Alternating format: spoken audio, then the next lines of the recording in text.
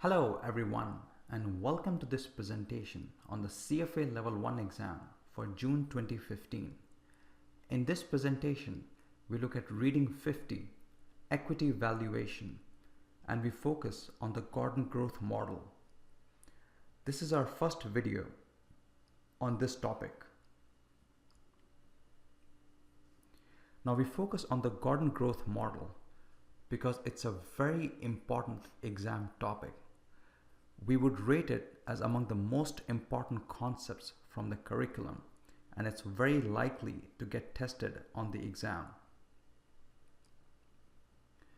You must know all the assumptions behind this growth model.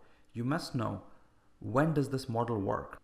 When is it a good idea to use this model? What are the implications of this model?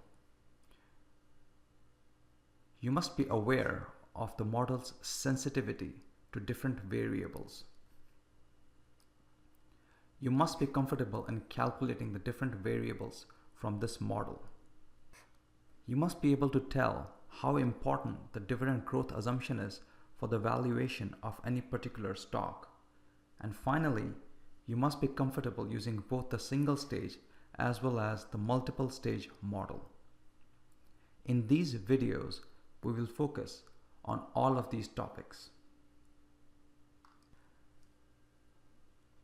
Now, what is the Gordon Growth Model?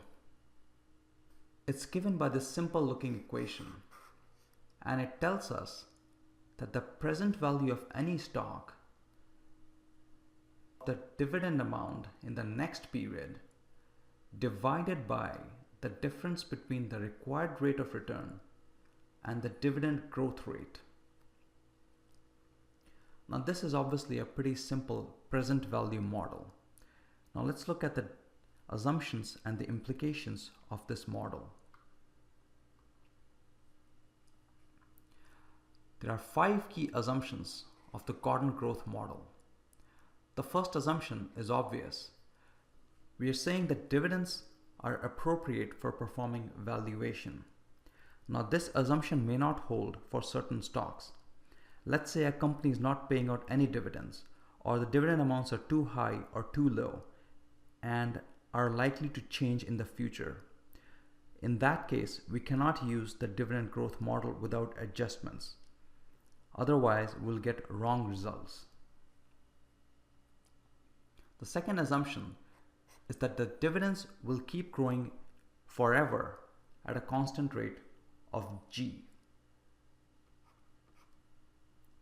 The third assumption is the required rate of return R is constant. Now what that means is if the rate of return for the next period is 10%, the second period will continue to be 10%, third period will also be 10%. It will not change over time. The next assumption is that the growth rate of the dividends, G, is also constant. And finally, the required rate of return R is strictly greater than the dividend growth rate G. Now this has to be the case, otherwise we will have math problems. If R equals G, then the denominator here becomes 0, and then this fraction will become meaningless. If R is less than G, then this fraction will become negative, which is also a meaningless result.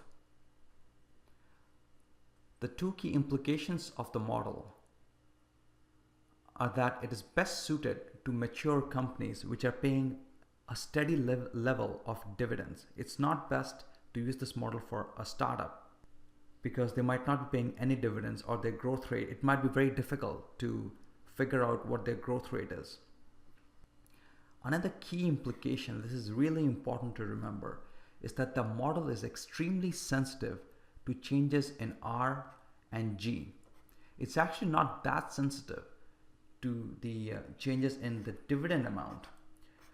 But if you change R or G even slightly, the stock price can change dramatically. Now let's look at a couple of questions. First question, Stock A is currently trading for $40. It just paid a dividend of 50 cents. If the dividend growth rate is 6%, what is its required rate of return?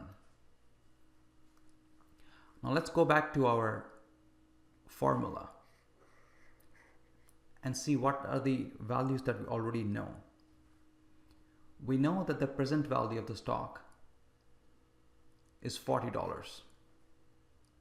We know the dividend amount, but be careful. The dividend amount is not the same as dividend in next period. We are told that the stock just paid a dividend of 50 cents. So we will have to adjust it to reflect the dividend amount for the next period. We have to compute R, and we know that G is 6%.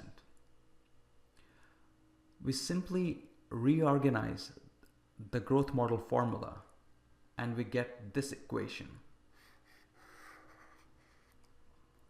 Now we plug in the numbers. Now what is dividend 1?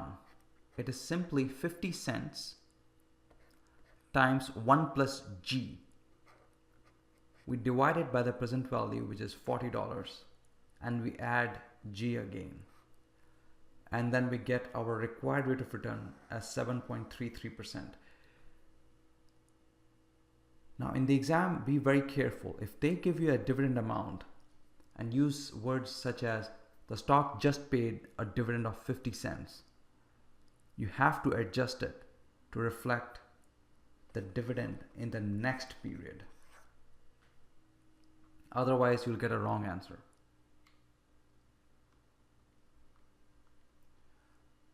Now let's look at a very similar question.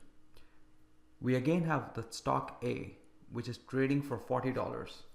It has a required rate of return of 7.33%. The stock just paid a dividend of 50 cents. How much does the dividend growth assumption contribute to the stock valuation? Now what they're asking us is that we know that the stock is trading for $40. How much of this $40 is because of the assumption we made about the dividend growth rate G? Now we go back to our familiar formula here, and all we do is we plug in the value of 0 for G.